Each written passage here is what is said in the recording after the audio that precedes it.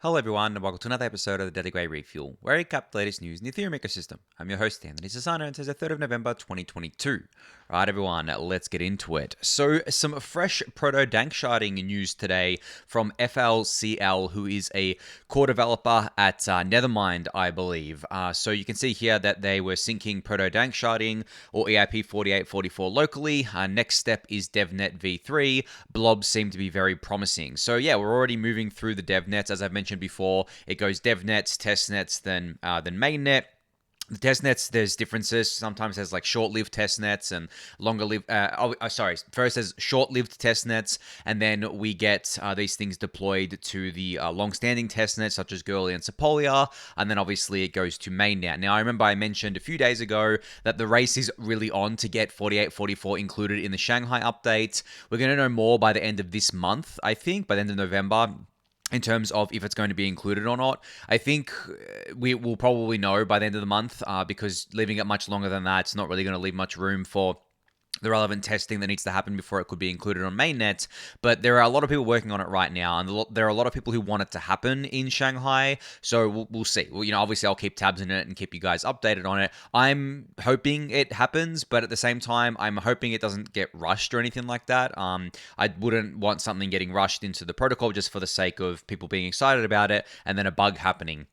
You know what's funny about this as well is that it reminds me of EIP1559. That was obviously a major change to the Ethereum network, and that took 2.5 years from when the EIP was submitted to implementation. Even if proto-danksharding only makes it in the update, or the upgrade, I should say, after Shanghai, it would still make it into the network in a much shorter time frame than 1559 did. Even though I would say that it's a pretty big upgrade generally as well. It's not something small. So I guess it speaks to the fact that we are shipping things faster in Ethereum, which is really, really cool. But of course, Shanghai will include withdrawals and maybe a few other EIPs. That's pretty much definite at this point.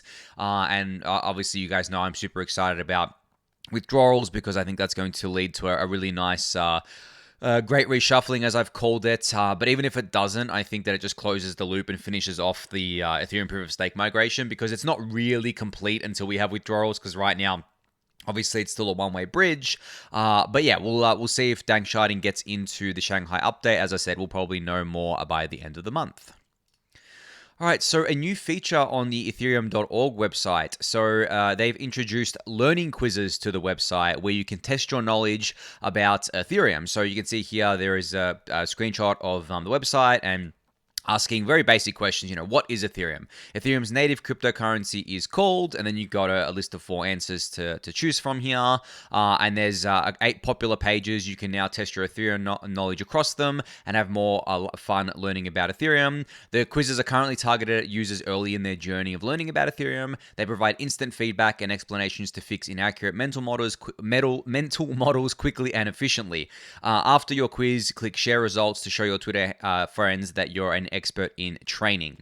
So as I said, this is more geared towards the newer people to the ecosystem. I'm not sure how many of you out there are on the newer side of things. Obviously, things I talk about on the Daily Gwei are probably for the more advanced Ethereum, but it doesn't matter, I think. I think even if you consider yourself to be more advanced in your knowledge and not a beginner, you probably will still get some value out of just going through these questions. And also, I think just going through them reinforces your existing knowledge as well. And you can also share on Twitter if you get 100% or something like that on the quizzes, and say, hey, I got 100% in all these. And then your followers can see it, and maybe they are new to the ecosystem, and they can go try it out. And I just overall love this idea, because obviously I'm a big fan of just general education within the Ethereum community, especially for newer people, because realistically, like, there are way more new people yet to come into the ecosystem than there are people who are considered, as I said, like an advanced Ethereum, right? For example, so we need to be focusing on them more than on the ones that are already here and have the knowledge. And people always will say things to me like, "How are we ever going to scale Ethereum to the world if it's so complex to use and everything's so complicated to understand?" I'm like, well, as I've mentioned before, most people aren't going to be interacting with Ethereum the way we interact with Ethereum today, right? I don't expect most people in the world to download MetaMask and interact directly with the Uniswap interface, for example, right? I expect them to go through third parties. I expect them to use centralized and decentralized third parties that market themselves as end user facing. Just like most people don't interact with the internet, the lower levels of the internet, right? The lower layers of the internet. Just like most people don't run Linux desktop, right? Ubuntu. Most people run Windows and Mac OS because it's just much easier for them to utilize, and it's abstracted away everything. But that doesn't mean you can't learn about these things, and if you're interested in them, obviously not everyone will be interested in them. But if you are, you can definitely check out this new quizzes section on the Ethereum.org website. I'll link this in the YouTube description below for you to check out.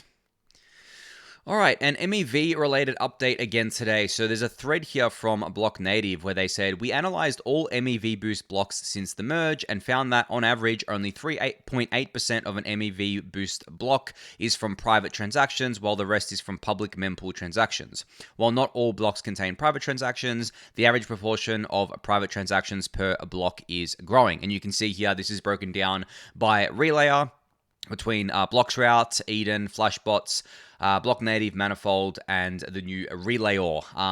It's interesting because Block Native doesn't have any private transactions running through their relay right now, whereas I think Relayor is in the lead. Actually, there is a percentage breakdown here. Yeah, so you can see here that both Block Native and Bloxroute Ethical have no private transactions running through them, whereas Bloxroute Max Profit and Bloxroute Regulated have about 2.5%, Eden at 3.7%, Flashbots at 4.4%, Manifold at 1.5%, and Relayor at 5.5% already. So it's this Relayor relay that I've been talking about lately seems very cypherpunk to me, right? They're an anon team. They're non-censoring. They're enabling private transactions to run through them. So they seem to be just like sticking their finger up at the compliance that other relays are doing within the ecosystem, which I really love, obviously. But it's just interesting to see that they've grown so quickly. And on that note as well, they just continue to grow on the MEV watch front. So if I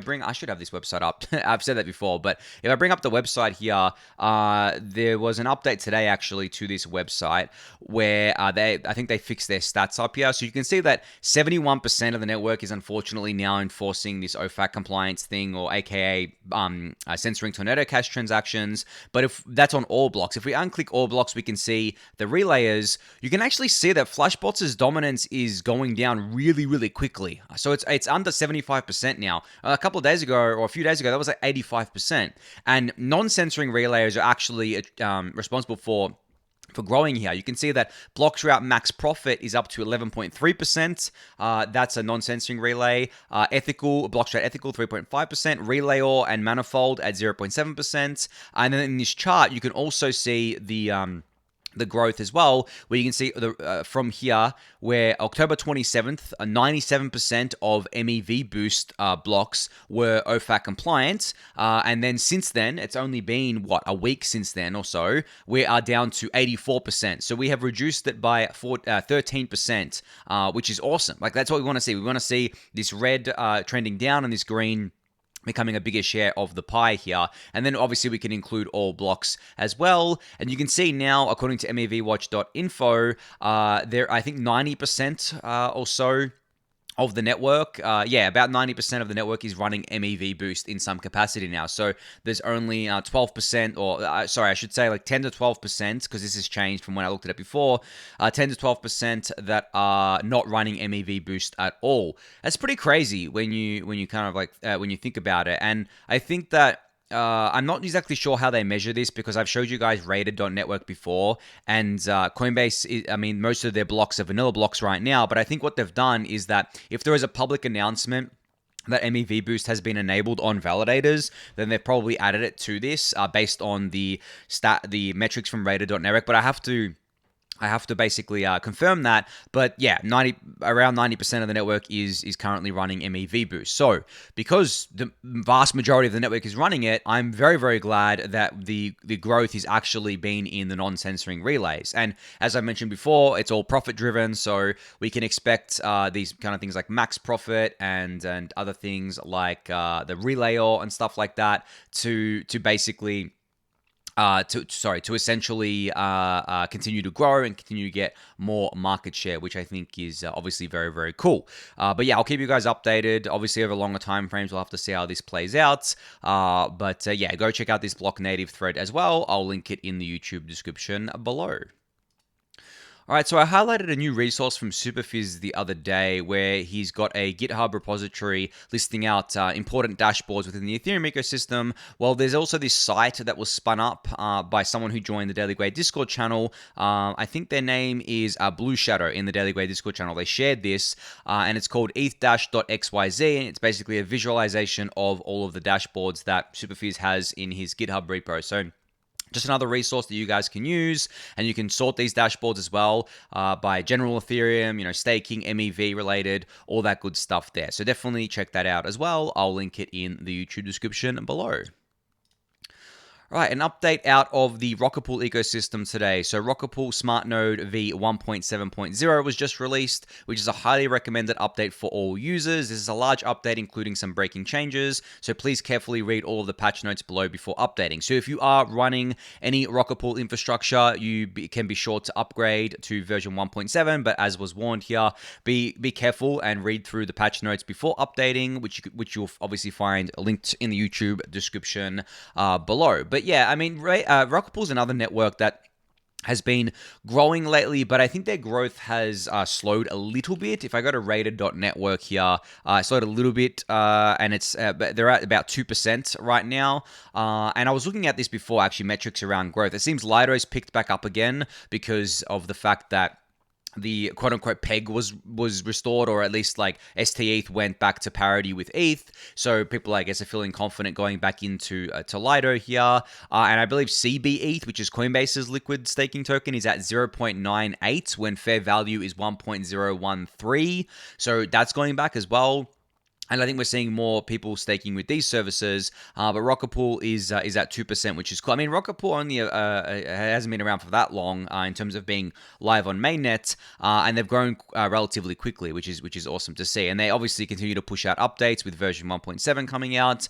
But I would love to see RocketPool at like something like 5, 10%, something like that. I've mentioned before how I don't think that anyone I guess entities should have too much of share of the network, but we need to do better than Lido having 30%, obviously, and we need to do better than Coinbase having 12%. I'm more concerned about Coinbase than I am about, and Kraken and maybe Binance to an extent, than I am about Lido because of the fact that you split it out into different entities here, as you can see. But I'm definitely more concerned about these big centralized exchanges, which they're basically one single monolithic entity where Coinbase controls 12% of validators, and they can do whatever they want with that. Kraken is 8%. I'm not really, and they're both US based. I'm not really concerned about Binance as much because they're not US based. But yeah, I mean, and a lot of Lido entities aren't based in the US either. That's what I look at, because when I think about realistic attacks on Ethereum from nation states, I mean, it's best to look at the US, right? Like they have already attacked Ethereum with these OFAC sanctions, and they've already caused damage to Ethereum with these relays engaging in censorship and things like that, right? So from that perspective, I look at that and I look at which ones are actually domiciled in the US, and the risk factor for me goes up massively if that's the case. But not for solo validators, but for these entities like Coinbase and Kraken. I mean, they're completely visible, they're completely regulated. As I've said, some of these centralized exchanges are regulated harder than banks are, and they're an easy target for nation states, especially for the US, since they're based in the US. Whereas Lido, yeah, it's a US company as far as I know.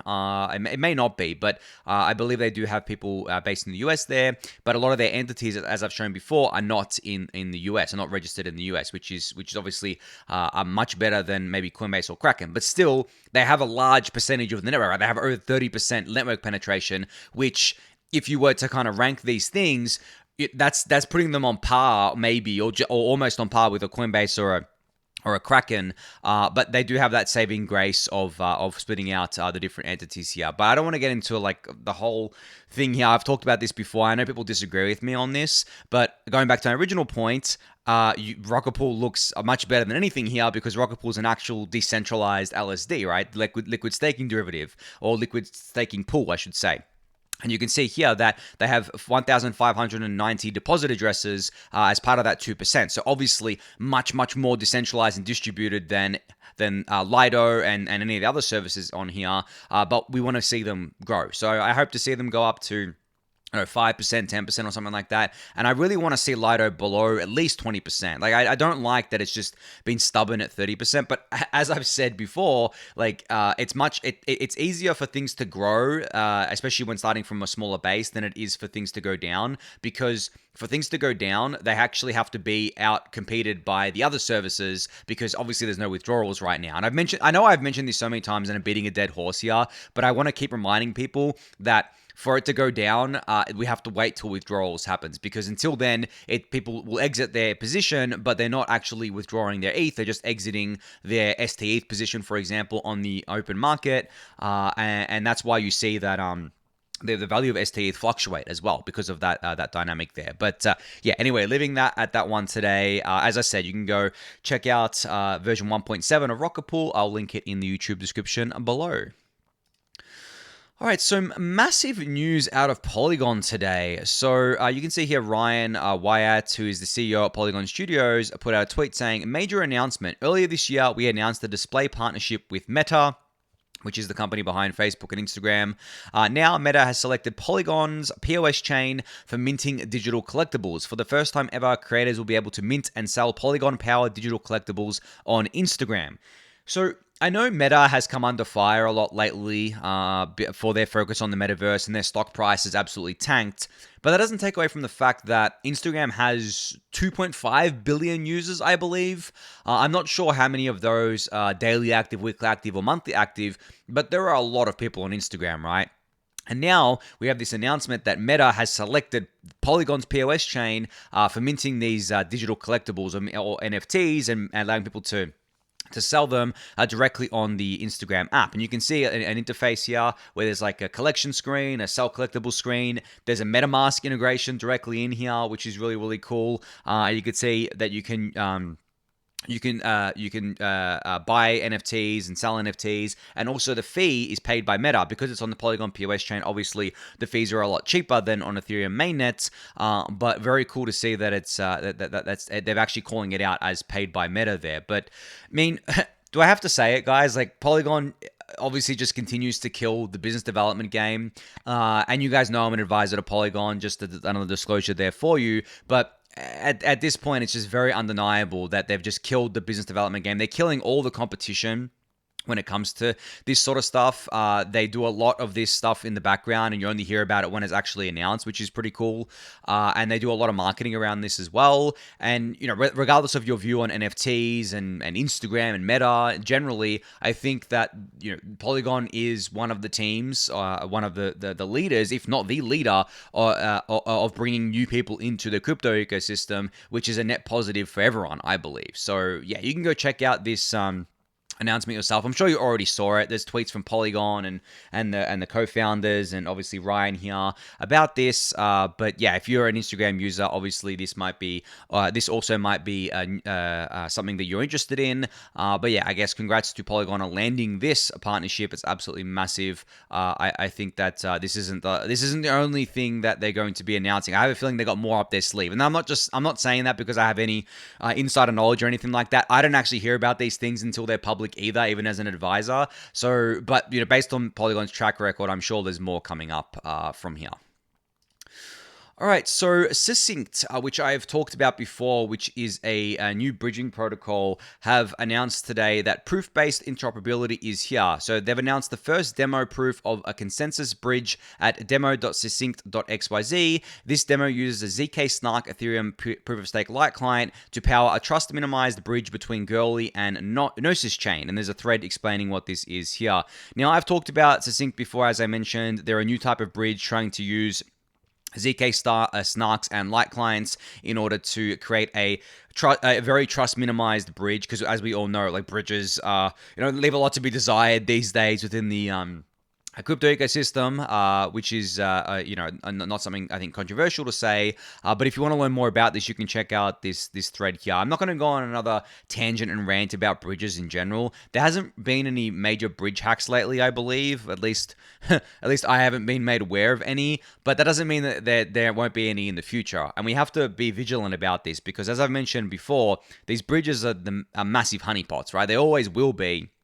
And I think that the better the better and more secure we can make these bridges, the better it will be for the entire ecosystem, not just for people that are using other chains, but also for people that are using layer 2s as well, because we know that there are bridges between layer 2s and side chains and I don't know, the hybrids like the Validiums and stuff like that.